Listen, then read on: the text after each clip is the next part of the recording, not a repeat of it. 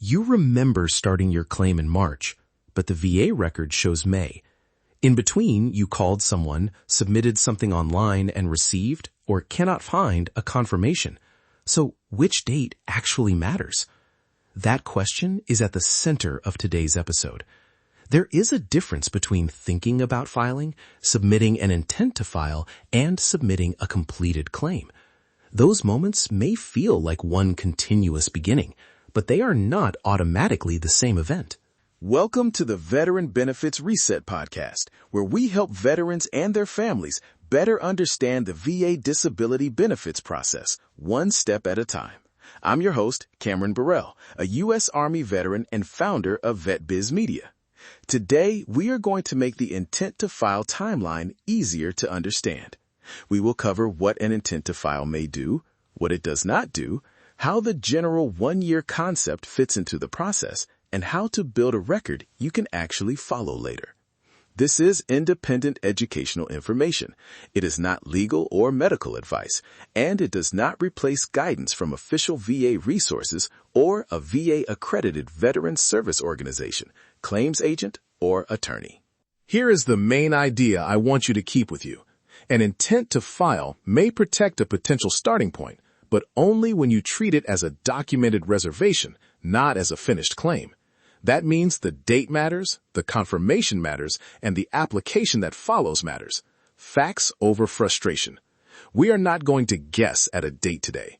We are going to separate the events, identify what can be verified, and focus on the next responsible step. Start with a simple timeline. A veteran might say, I began thinking about filing in March. I talked with a family member in April. I called someone in May. I submitted something in June. Then I filed a claim the following February. In everyday conversation, that sounds like one story. For record keeping, it contains several separate events. Thinking about a claim is not a VA submission. Talking with a family member, a friend, or a representative is not automatically an intent to file.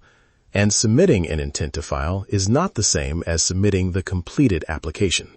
But what if you called VA? A call may be an important part of your history, but do not assume that the call created an intent to file. Find out what was actually submitted and what VA recorded. What if you started an online form but never completed it? Again, do not fill in the blank with memory. Look for an acknowledgement, receipt, confirmation number, or correspondence. The safest question is not, what date do I wish counted? It is, what event can I document, and what does the official record show? In general terms, an intent to file tells the Department of Veterans Affairs that you intend to submit a claim or application for a benefit. It may allow a veteran to notify VA that the process is beginning before every form, record, and supporting detail has been assembled. Depending on the benefit and the circumstances, an intent to file may relate to disability compensation, pension, or dependency and indemnity compensation. The benefit involved matters. The submission method matters. The current instructions matter. An intent to file may establish a documented date that can be considered in an effective date analysis when the applicable requirements are met. That is different from establishing entitlement. It does not by itself prove that a condition is related to service. It does not establish a diagnosis, a disability rating, or an award of compensation. It is one step in a larger process. Think of it as telling VA, I intend to apply, while the complete application tells VA, here is the benefit I am applying for, and the information that moves this application forward. This is where people often hear the phrase, 1 year. Under a general rule commonly associated with an intent to file, the completed application generally needs to be submitted within 1 year for the intent date to potentially be used in the effective date analysis. The word generally is doing important work. The benefit involved, the type of filing, later submissions, prior decisions, and the facts of the situation can affect how the rules apply. Do not use a podcast sentence as a deadline calculator. Use it as a reason to check the current VA instructions for your benefit and your circumstances. And even if an application is submitted within the applicable period, that does not guarantee approval, a particular rating, a particular effective date, or a specific payment amount. An effective date is determined under the law and the facts applied to the decision. Different rules may apply to an original claim, an increase, a supplemental claim, an appeal, or another type of filing.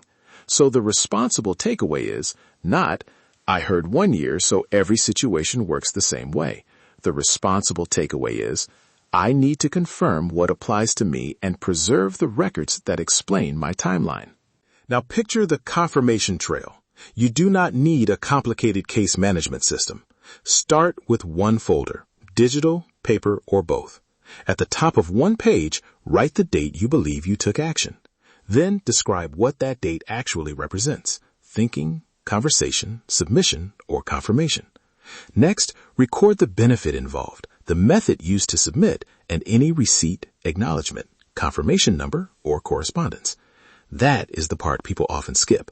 They remember the action, but lose the proof. For example, a fictional timeline might say, March 12th, intent to file submitted through an available VA channel.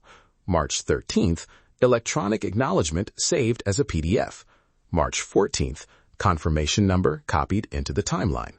August 4th, conversation with an accredited Veteran Service Organization representative. September 18th, completed application submitted. Those are not interchangeable dates. The timeline tells you what happened, what document supports it, and what question remains. If you mailed something, keep a copy of what you sent and the mailing information when relevant. If you submitted electronically, save the receipt or acknowledgement. If you are unsure whether VA received something, mark it as unverified instead of silently treating it as confirmed. A simple 5-column log can help. Date, action, document, confirmation, and next question.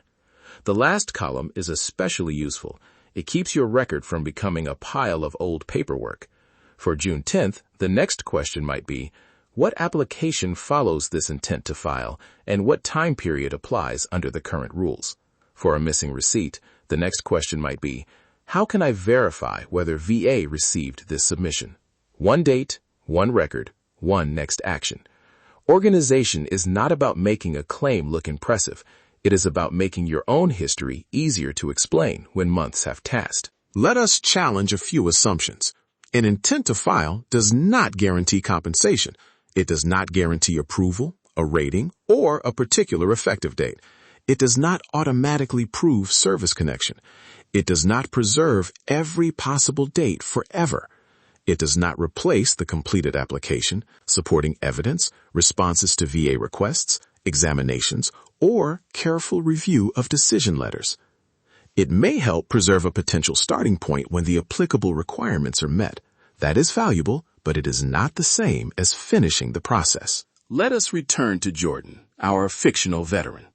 On March 12th, Jordan submits an intent to file and saves the acknowledgement. Jordan does not assume that the acknowledgement proves the claim will be granted. Instead, Jordan writes down 3 questions. What benefit does this submission relate to? What application must follow it? What current time period should be tracked? Jordan then gathers a DD-214, relevant service records, medical records, and a written description of how the issue has affected daily life. Those documents may be relevant, but they do not guarantee an outcome.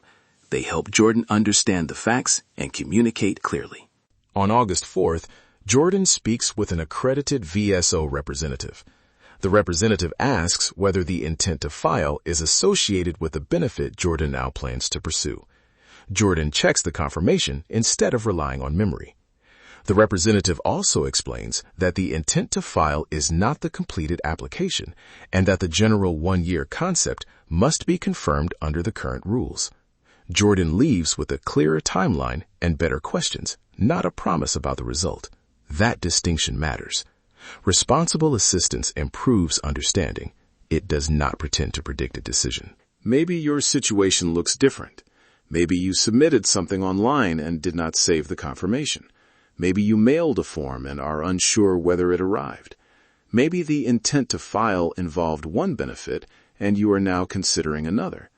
Maybe a prior decision or a different type of review affects the timeline. These circumstances are not reasons to panic, and they are not reasons to assume everything is protected. They are reasons to verify. When confirmation is missing, take the issue in order. First, review your current VA account and official correspondence for an acknowledgement or receipt. Second, write down the date, channel, and benefit you believe were involved. Third, contact VA through a current official method if you need to ask whether the submission was received. Fourth, bring the unresolved question and the documents you do have to a VA-accredited VSO, claims agent, or attorney when appropriate. Do not invent a confirmation number. Do not quietly convert a remembered date into a verified date. Label the uncertainty, then work on resolving it. Before the next episode, take one practical action. Create or update your VA claim timeline. Use one page. Write down the earliest date you remember taking action and label it honestly. Then attach the document that supports that date, if you have one. Add the date of any completed application separately. Finally, mark one question you still need to verify. You are not trying to solve every issue in one sitting. You are building a reliable starting point. Education before action. Organize, verify, and then take the next responsible step. Let us bring it together. Thinking about a claim is not submitting an intent to file. An intent to file is not submitting a complete claim. A complete claim is not the same as proving entitlement. An intent to file may help preserve a potential starting point when the applicable requirements are met and the proper application is submitted within the required period, but it does not guarantee benefits, replace evidence, eliminate deadlines, or make every claim follow the same timeline. Confirm what was submitted. Save the receipt. Track the dates. Review current official instructions. Ask for accredited help when your circumstances call for it. Thanks for listening to the Veteran Benefits Reset podcast. I hope today's episode gave you a clearer way to think about an intent to file and one practical action you can take toward getting organized. Remember, this podcast is an independent educational resource. It is not legal or medical advice, and it does not replace guidance from official VA resources or an accredited professional. Every veteran's service, evidence, and circumstances are different, so verify current information before acting. If you found today's episode helpful, follow the podcast, leave a review, and share it with another veteran, family member, or caregiver who could benefit. Download the free 7-step Veteran Benefits Reset Guide at vetbizmedia.com/veteran7. It can help you organize military, medical, employment, and VA records before your next conversation or decision. Your service did not expire. Your story is still worth reviewing. Take the next responsible step.